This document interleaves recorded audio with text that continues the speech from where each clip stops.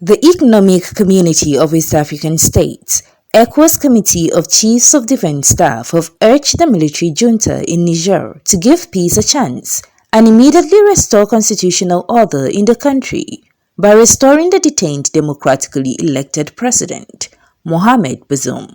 Speaking at the closing ceremony of the extraordinary meeting of the ECOWAS Defence Chiefs on the political situation in Niger Republic at the Defence Headquarters in Abuja, the ECOWAS Commissioner for Political Affairs, Peace and Security, Ambassador Abdel-Fatau Musah, stated that other measures including military intervention will be explored if peace is not restored in Niger Republic.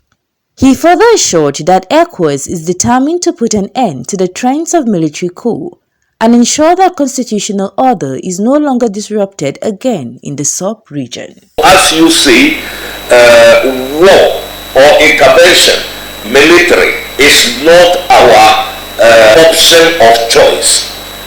It is the last resort. We want diplomacy to work, and we want this message clearly transmitted to the leaders of the junta in Niger that we are giving them every opportunity to reverse what they have done and to return the country to constitutional order. So we are determined to stop it. But ECOWAS is not going to tell the coup plotters when and where we are going to strike. In his remarks, the Permanent Secretary, Federal Ministry of Defense, Dr. Ibrahim Kana, assured of Nigeria's support in ensuring that democracy is restored in Niger. Military option is the last option. But he has directed us, the Ministry of Defense and the Armed Forces of Nigeria, to come together with other ECOWAS members. And I can assure you that we are waiting for a call by the ECOWAS Committee of Heads of Governments, and particularly our President, President Bola Ahmed Tinubu. Move, and the armed forces shall move. However, like the Commissioner stated clearly, that the means of diplomacy is the best, and therefore we are pursuing all avenues of diplomacy to see that peace is restored and democracy is restored in the Republic of Niger. But our armed forces are ever ready to move into Niger once called upon to do that.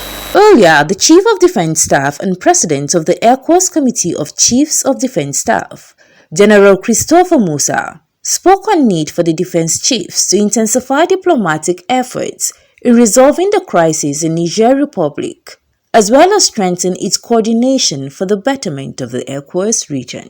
Let us remember that the success of this meeting will not be measured by the words spoken here today, but by the actions we take tomorrow and in the days to come.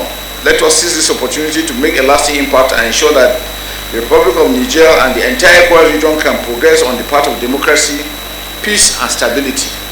I urge you all to prioritize the implementation of recommendations that have been put forth during our deliberations. This requires a concerted effort and a sense of urgency.